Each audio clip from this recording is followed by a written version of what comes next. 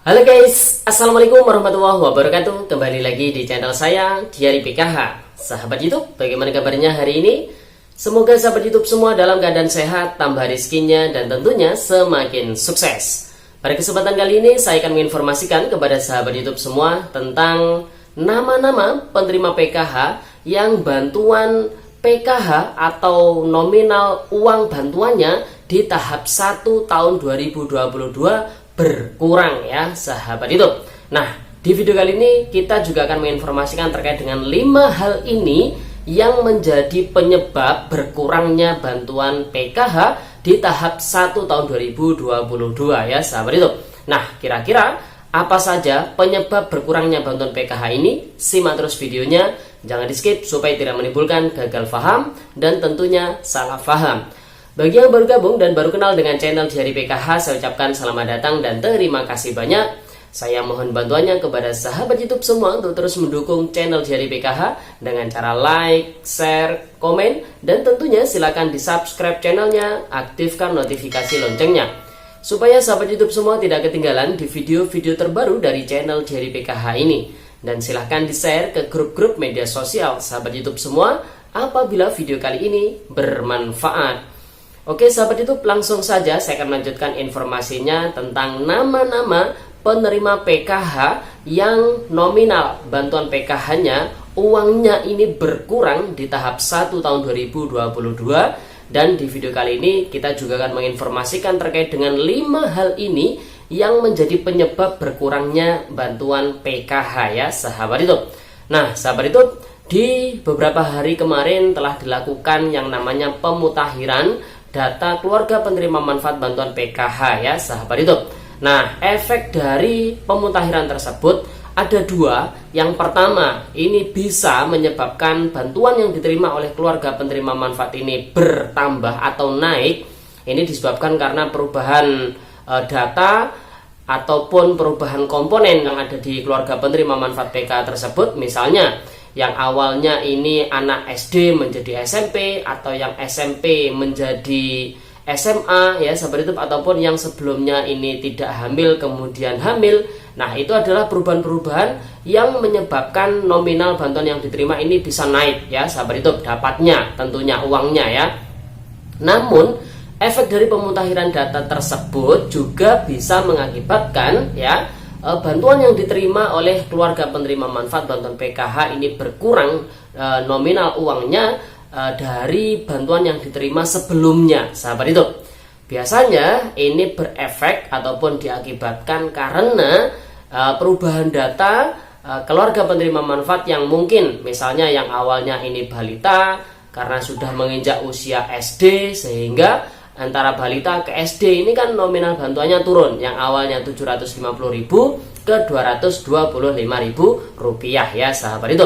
Nah, selain efek dari pemutakhiran data yang sudah saya sampaikan ini, ternyata ada 5 hal yang menyebabkan ya sahabat itu bantuan PKH yang diterima ini berkurang jumlahnya dari pencairan sebelumnya sahabat itu. Tentunya ini akan berefek di tahap 1 tahun 2022 karena proses perbaikan data ataupun proses pemutakhiran data ini sudah dilakukan beberapa hari yang lalu ya sahabat itu. Nah, 5 hal tersebut yang pertama adalah meninggal. Nah sahabat itu, jadi apabila ada keluarga penerima manfaat ya yang ART-nya ataupun anggota rumah tangga yang menjadi komponen PKH yang masuk perhitungan bantuan PKH ini kok meninggal, bisa menyebabkan bantuan PKH yang diterima ini berkurang jumlahnya dari pencairan sebelumnya. Misal ada komponen lansia, lansia ini sudah meninggal, maka bantuan yang diterima tidak akan ada lansianya karena lansia sudah tidak terhitung karena meninggal. Nah, ini bantuannya bisa berkurang ya sahabat itu. Kemudian selain meninggal, ada hal yang kedua yaitu lulus sekolah. Nah, ini biasanya adalah yang sudah sekolah SMA, SMK sederajat, yang sudah menginjak kelas 12 ya sahabat itu, yang sudah lulus. Nah, tentunya ini bantuan PKH-nya sudah tidak bisa diterima lagi karena sudah lulus ya, sudah keluar dari sekolah.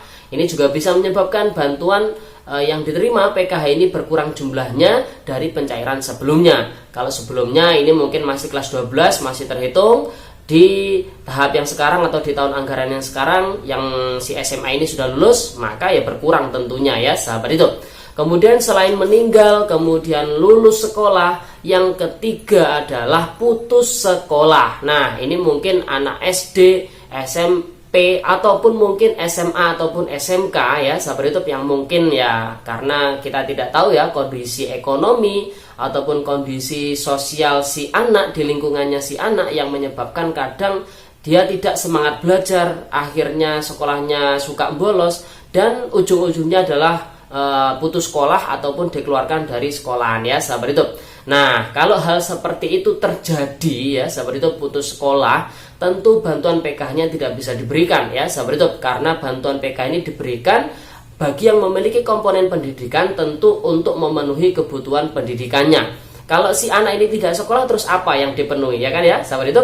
Jadi tidak sesuai dengan aturan yang berlaku, tentu bantuan PKH tidak bisa diberikan bagi yang pertama meninggal, lulus sekolah, kemudian putus sekolah. Kemudian yang keempat ya sahabat itu, ini adalah perubahan status. Nah, perubahan status seperti yang saya sampaikan tadi, yang misalkan awalnya ini balita, kemudian menjadi SD ya sahabat YouTube, ini bisa menyebabkan bantuan PKH yang diterima ini berkurang jumlahnya dari pencairan sebelumnya ya sahabat YouTube. Mungkin di tahap 4 tahun 2021 balita, masih balita umur 6 tahun atau umur 7 tahun, masih belum masuk sekolah ya sahabat YouTube. Di tahap 1 tahun 2022 si anak ini sudah masuk sekolah, tentu bantuan PKH yang nominal balita ini tidak bisa diberikan lagi. Akhirnya bantuan yang sebelumnya Rp750.000 berkurang menjadi Rp225.000 ya sahabat itu.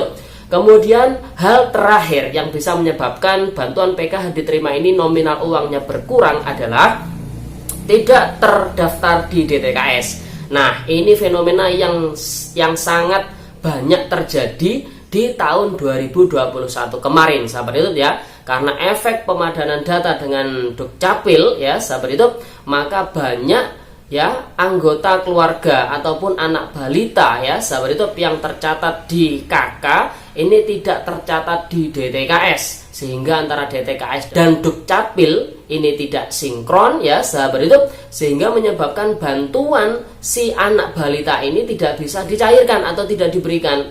Solusinya, maka si balita ini harus didaftarkan dulu supaya masuk DTKS, baru bantuannya bisa diberikan ya sahabat itu. Makanya di beberapa daerah mungkin di seluruh Indonesia ini memiliki cara sendiri-sendiri untuk memasukkan ART ya dari keluarga penerima manfaat bantuan PKH yang hilang ataupun yang tidak terdaftar di DTKS karena efek pemadanan data tersebut ya sahabat itu.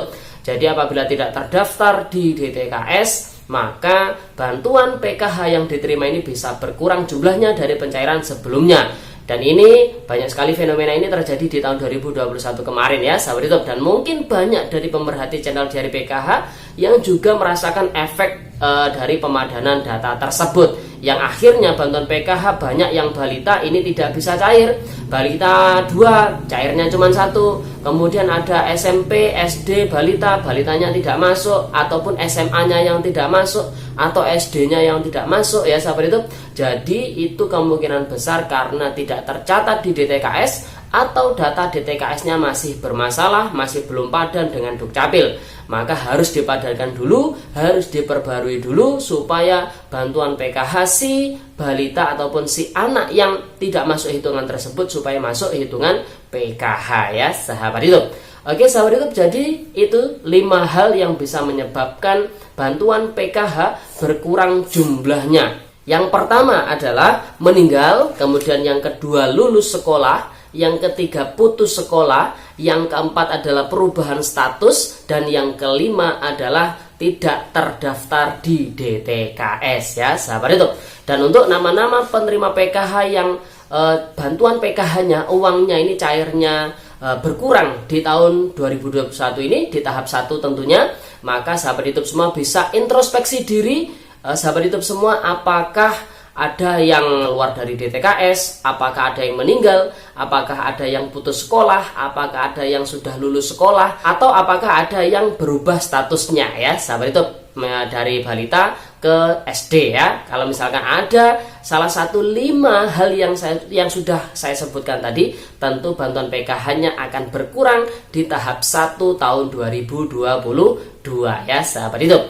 Oke sahabat YouTube, itu informasi pada video kali ini. Semoga videonya bermanfaat dan tentunya sampai jumpa di video terbaru di channel Diari PKH yang akan datang. Sekian, terima kasih. Salam PKH. Wassalamualaikum warahmatullahi wabarakatuh.